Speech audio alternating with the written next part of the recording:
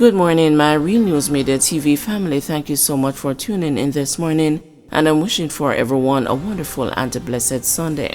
And in the news this morning, judge rules that vendor has a case to answer for murder. Prosecutors have made out a prima facie case against the St. James vendor charged in the stabbing death of a man on January 6 this year. Prima facie refers to a case in which a pretrial evidence was reviewed by a judge and determined to be sufficient to warrant the trial. The ruling was handed down in St. James Parish Court on Thursday during a committal hearing for Siobhan Moore of Hendon Norwood, St. James, who was charged with the murder of Marlon Williams of San Erwin in the parish. Moore is represented by attorney at law Swain Phillips. A prima facie case was made out for the offense of murder, and the case will be committed to the next sitting of the St. James Circuit Court to be held on September 19, presiding Judge Natisha Fairclough Hilton said.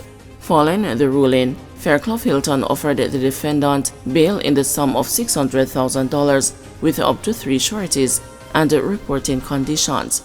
Moore was also ordered to surrender his travel documents, and a stop order will be placed at all ports to prevent him from leaving the country. According to the allegations, around 2:30 a.m., Moore was at his stall when he was approached by Williams and an argument developed between them. During the clash, a knife was used to inflict wounds to Williams' chest and neck. Williams was taken to the hospital where he died while undergoing treatment. An operation on January 8 led to Moore's arrest and a subsequent charge following a question and answer session. Electricity woes prompt a curfew in Manchester. Police are reporting that a curfew has been imposed in 3 Manchester communities following recent incidents of crimes, including robberies and murder, committed under the cover of darkness. Police say the curfew, which started at 6 p.m. on Saturday, is to end at 6 p.m. on Monday, covering the communities of Land Settlement, Comfort and Broadleaf, where there are areas without electricity. The curfew follows last week's murder of car dealer Omar Powell and the robbery of 3 vehicles from his home in Land Settlement. Persons are reminded that during the hours of the curfew, all persons within the boundaries of the curfew are required to remain within their premises unless otherwise authorized in writing by the ground commander. St. Elizabeth residents fall victim to tainted food and high prices. Residents in Chocolate Hole, a district near Junction in St. Elizabeth, alleged that woefully inadequate generators in restaurants, stores and households are causing individuals to experience food poisoning. The shocking claim centers on the inability of smaller generators to maintain the required temperatures for meat and frozen foods, rendering them spoiled and hazardous to consume. These small generators can't hold the meat because a lot of people right now even get food poisoning. I know of probably about 3 people who get food poisoning. One said from him eat the ice cream from the shop, him did have to go to the hospital. I know another man who said from him eat the restaurant food, he had to go to the hospital. His body was infected, beer vomiting and all them something there, said Damien Holness, a farmer in Chocolate Hole. I don't know where they get the meat from, but you know say everybody just have their household and them run them small generator, but it still can't keep the meat. The high-tech places like the big supermarkets them can keep it, because they have a huge generator can pump and keep the temperature of the fridge up. But you have some shops with other generators that can't keep it, so that is a problem, he told the news. Yet despite this, Everton Holness, Damien's brother, and another farmer in the area said consumers are still charged exorbitant prices for the tainted goods, often twice the usual cost, as the store owners seek to gain extra funds. Basically, whatever goes on the fridge, they are charging you $100 or more because they're saying that they have to run generators and buy fuel so that you can get a cool drinks or for you to get meat or whatever. It's basically all the shops, even all the supermarkets too, who we would say they wouldn't move the prices because they always have a big generator can use. Even them, said Everton. But them generator not good and them are poison the people, he said. However, the cost of food is not the only thing which skyrocketed in the past 2 weeks, pointing to the many homes that lost the roofs. During the passage of the hurricane, Damien said the cost of materials also went up. Zinc and board prices, them gone up with that. A generator moved from $35,000, gone up to $68,000.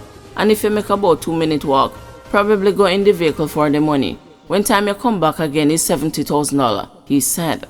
Another farmer, Ralph Clark from Yardley Chase near Lover's Leap, told the news that he also paid a great deal to repair his generator. Up to last week Wednesday, one thunderball dropped up there and leaked out my generator. My generator was left on the ground and the thunderball dropped on the house and root up there. The rock stone fly and lick on my back door and lick off the generator. I had to run with the generator, carry it go sort out and pay a heap of money, he said. The farmers, already struggling to recover from the loss of crops and the livestock due to Hurricane Beryl, say the exorbitant prices further worsen their economic standing and will force them to pass on the cost to customers who will see prices raised on items such as fruit and vegetables as they try to make ends meet. Remember, we are going down on the fall, so you are going to have the crops them not bearing as they should. So we are going to have less produce and they are going to be more expensive. All the greenhouses that used to come in with the tomatoes and all these things, everything flat right now, Damien explained, adding that they have no choice if they wanted to survive. Former Indicom boss awarded $50 million in defamation lawsuit against the Police Federation and the ex-chairman. Former head of the Independent Commission of Investigations, Terrence Williams, has been awarded $50 million in damages in a defamation lawsuit he filed against the Jamaica Police Federation and its former chairman, Patrick Rowe. The oral judgment was handed down in the Supreme Court on Friday, attorneys for Williams confirmed. Williams acknowledged that he is aware of the judgment but declined to make any comment. The lawsuit stemmed from a statement the police union released to the media in May 2020 containing scathing criticisms of the former Indicom head. Williams was represented by Tanania Small KC and Catherine Williams, instructed by the law firm Livingston, Alexander and Levy. Used car dealers urge consumers to check for safety recalls amid deadly warnings. President of the Jamaica Used Car Dealers Association, Linval Hamilton, said consumers must take responsibility for staying informed about the safety recalls affecting their vehicles. Hamilton's comment comes in response to industry experts' warnings that tens of thousands of vehicles with deadly airbag defects are currently in operation in Jamaica. We are not new car dealers, so the onus would be on the consumers, after having heard about these recalls, to contact the local dealer to get redress or whatever the manufacturer says is to be done about these vehicles, he said.